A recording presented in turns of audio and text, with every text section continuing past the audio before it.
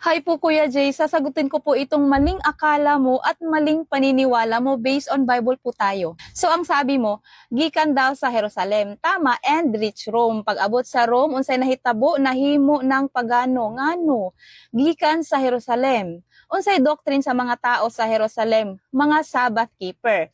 Pag abot sa Rome, nawala ang ubang mga katawhan, nahimo ng Dominguista. Apan ang tinuod nga gikan sa Jerusalem, magpabilin gihapon Sabbath keeper like Jesus.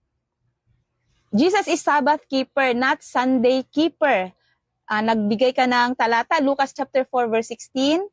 Unsay giingon ni Jesus, giusaban niya ang balaod. Matthew chapter 5 verse 17 to 19, maunay sundan ninyo. So ang sabi po niya dito, nang makarating daw sa Roma ang mga Kristiyano, naging pagano na daw ang iba. Dahil kung nagmula pa daw sa Jerusalem ang church, Sabbath keeper daw dapat ito, hindi Sunday keeper. Gaya daw ni Jesus na Sabbath keeper at nagbigay siya ng talata ang Lucas chapter 4 verse 16. At sinabi din niya na hindi daw binago ni Jesus ang batas na mababasa natin sa Matthew chapter 5 verse 17 to 19. Ito daw dapat ang sundin natin. Brother, bago po kita sagutin at bago po natin basahin ang mga Bible verses na ibinigay mo, gusto ko po sanang ipakilala sa inyo kung ano nga ba ang kahibahan ng mga Hudyo at mga Hintil. Kailangan po natin silang i-identify para hindi po tayo ma-confuse o malito tungkol sa kautusan sa Old Testament at ang kautusan sa New Testament. So ano nga ba ang mga Hudyo? Ang mga Hudyo ay ang mga Israelita, ang bayang pinili ng Diyos sa Old Testament noong kapanahunan ni Moises. Sila ang mga kalahi ni na Abraham, Isaac at Jacob. At sa kanila lang ibinigay ang mga kautusan sa pamamagitan ni Moises, kabilang ang Sabat, pagtutuli, mga batas sa pagkain, at iba pang seremonyal na kautusan. Ang mga ito ay tanda ng tipan ng Diyos sa bayan ng Israel. Exodus chapter 31 verse 13 to 17, sabihin mo sa mga Israelita na ipangilin ang araw ng pamamahinga sapagkat ito ang magsisilbing palatandaan sa inyo at sa inyong mga salinlahi na kayo'y aking pinili para maging bayan ko. Ipangilin ninyo ang araw ng pamamahinga sapagkat ito'y sagrado. Papatayin ang sinumang hindi magpahalaga rito at ititiwalag ang sinumang magtrabaho sa araw na ito. Malinaw na ito ay ang kautusan ng Diyos sa mga Israelita lamang na ipangilin ang Sabat. Sila po ay ang mga Hudyo, mga taga-Israel. Ang kasunduang iyan ay palatandaan na sila ay pinili para maging bayan ng Diyos. Pero paano naman ang mga Hintil? Ang mga Hintil naman ay ang bayan na hindi sakop sa Israel gaya ng Egypt, Roma at iba pa. Hindi nila kilala ang tunay na Diyos, ang Diyos ni Abraham. Sa Old Testament, ang mga Hintil ay hindi pinili ng Diyos para maging bayan niya. Kaya walang kasunduang Sabat between sa mga Hintil at sa Diyos. So bakit ang mga Israelita lang or ang mga Hudyo lang ang may kautusan ng Sabat? Naalala niyo po ba na ang mga Hudyo ay naging alipin ng mga taga-Ehipto for approximately 400 years? Mababasa natin iyan sa mga Bible verses na ito. Kung naalala ninyo, grabe ang kanilang paghihirap sa kamay ni Haring Paraon. Subsub sa trabaho, pinaparusahan, inaalipusta, inaabuso. Talagang grabe ang pagtitiis nila bilang alipin. At sino ang nagligtas sa mga Hudyo mula sa pagkaalipin? Ang Diyos sa pamamagitan ni Moises. Ito yung time na hinati ni Moses ang dagat upang makatawid lamang sila para makatakas mula sa hukbo ni Haring Paraon. Deuteronomio chapter 5 verse 15, at iyong aalalahanin na ikaw ay naging alipin sa lupain ng Ehipto at ikaw ay inilabas ng Panginoon mong Diyos doon sa pamamagitan ng isang makapangyarihang kamay at unat na bisig. Kaya't iniutos sa iyo ng Panginoon mong Diyos na ipangilin mo ang araw ng Sabat. Ito ang dahilan kung bakit meron silang kasunduan ng Sabat. Dahil ang mga Israelita ay iniligtas ng Diyos sa pamamagitan ni Moises.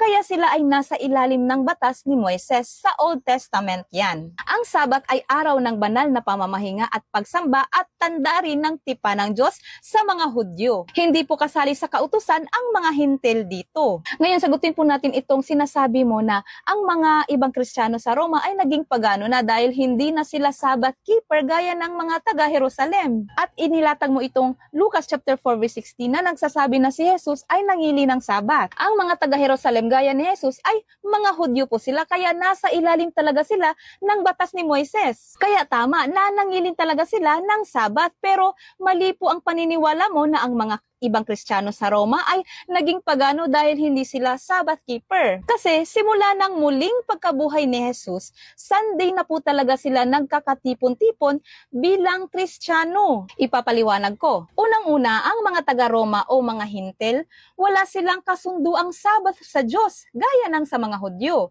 Ngayon, nang dumating na si Jesucristo, ang Mesiyas, ang tagapagligtas ng sangkatauhan, tagapagligtas hindi lang sa mga Hudyo, kundi pati na rin sa mga Hintil, ang mga Hintil na tumanggap kay Kristo at naging Kristiyano, hindi po sila inutusan ni Jesus na ipangilid ang Sabat gaya ng Sabat ng mga Hudyo. Dahil ang batas na yan ay batas sa Old Testament para sa mga Israelita na iniligtas ng Diyos mula sa pagkaalipin sa Ehipto.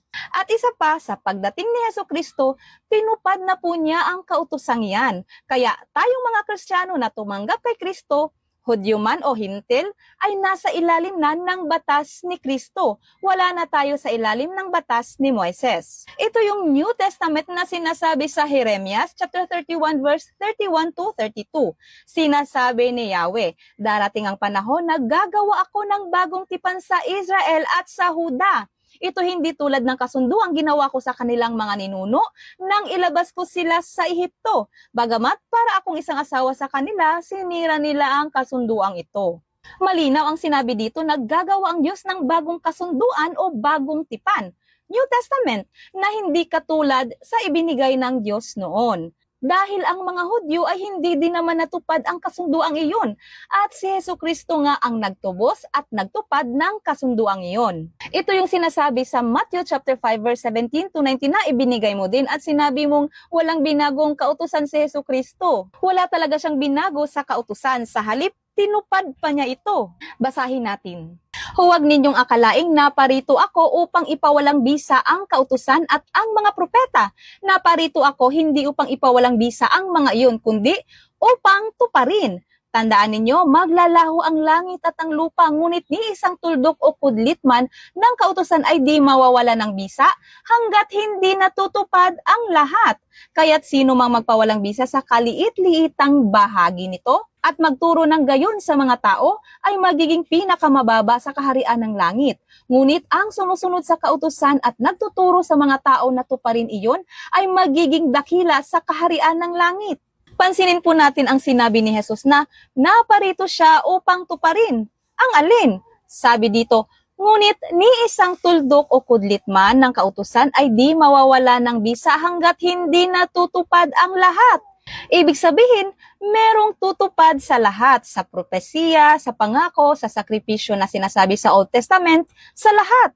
Pati na ang New Testament na sinasabi ni Propetang Jeremias. Si Jesucristo ang tutupad niyan. Kung natatandaan ninyo rin, sinabi ni Apostol Pablo sa Colosas chapter 2 verse 16 to 17. Kaya't huwag kayong padadala sa paghatol ng sino man tungkol sa pagkain o inumin o tungkol sa kapistahan, bagong buwan o araw ng Sabat. Ang mga ito ay anino lamang ng mga bagay na darating, ngunit ang katuparan ay kay Kristo. Ibig sabihin, hindi na dapat gawing batayan ng ating kaligtasan o pagiging tunay na Kristiyano ang pagsunod ng Sabat sa lumang tipan dahil ang Sabat ay bahagi ng mga bagay na tumutukoy at naglalarawan sa mas dakilang katuparan na matatagpuan kay Kristo. Ngayon, paano naman tuluyang natupad ni Jesucristo ang lahat? Sa pamamagitan ng kanyang pagpapakasakit, kamatayan at higit sa lahat, ang kanyang muling pagkabuhay. Pagkatapos ba ng muling pagkabuhay ni Jesus, pumapasok ba ang mga apostol sa sinagoga tuwing Sabat bilang pagtitipon ng mga Kristiyano? Hindi.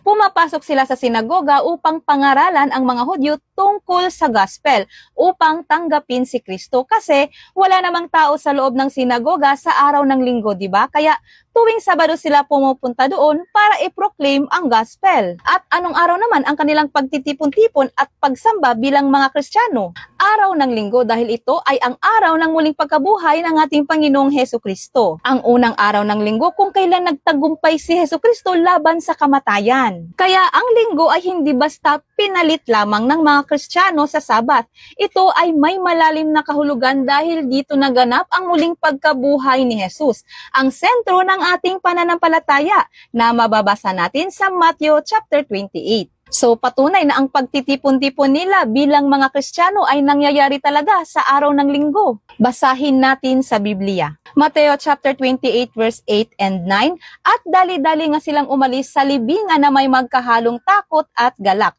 at patakbong pumunta sa mga alagad upang ibalita ang nangyari. Ngunit sinalubong sila ni Jesus at binati. Lumapit sila sa kanya, hinawakan ang kanyang mga paa at sinamba siya. Ito ang araw ng muling pagkabuhay ni Jesus. Sa araw ng linggo, dito sinamba nila si Jesus. Juan chapter 20 verse 19, nang magdadapit hapon na ng araw na yon, na unang araw ng linggo, habang nakasara ang mga pinto sa kinaroroonan ng mga alagad dahil sa takot sa mga Hudyo, dumating si Jesus at tumayo sa gitna at sa kanila'y sinabi, kapayapaan ang sumainyo. Malinaw dito na nagtitipon-tipon sila kasama si Jesus sa araw ng linggo, at mababasa din natin sa verse 26 na muli silang nagtitipon-tipon kasama si Jesus pagkaraan ng isang linggo, which is Sunday pa rin. Mga Gawa chapter 20 verse 7, ng unang araw ng Sanlinggo kami nagkatipon upang magpira-piraso ng tinapay. Si Pablo'y nangaral sa kanila hanggang hating gabi sapagkat aalis na siya kinabukasan. Makikita natin sa Biblia na pagkatapos ng muling pagkabuhay ni Jesus, ang mga alagad ay nagkakatipon-tipon na at sumasamba bilang Kristiyano tuwing linggo. At naalala nyo ba ang nangyari na mababasa natin sa mga Gawa chapter 2? Ito ay ang nangyari sa Pentecost Sunday. Ito ay ang unang pagtitipon ng buong mananampalatayang Kristiyano mula sa iba't ibang bayan. Para siyang international gathering ng mga Kristiyano. Nagsalita at nangaral din si Apostol Pedro dito. Nagbautismo siya ng 3,000 katao at bumaba sa kanila ang Espiritu Santo. Nangyari po ito sa Pentecost Sunday. Kaya po Kuya Jay, mali po ang paniniwala mong naging pagano ang mga Kristiyano sa Roma dahil lang sa hindi sila sumasamba sa araw ng Sabado, kundi linggo. Bilang mga Kristiyano, wala na po tayo sa lumang kautusan ni Moises, nasa bagong tipan na po tayo kay Kristo. At ang pagtitipon-tipon natin tuwing linggo ay may kaugnayan sa katuparan ng bagong tipan at ng muling pagkabuhay ni Hesukristo. Ito po yung the Lord's Day na sinasabi sa Revelation chapter 1 verse 10. I was in the Spirit on the Lord's Day, and I heard behind me a loud voice like a trumpet.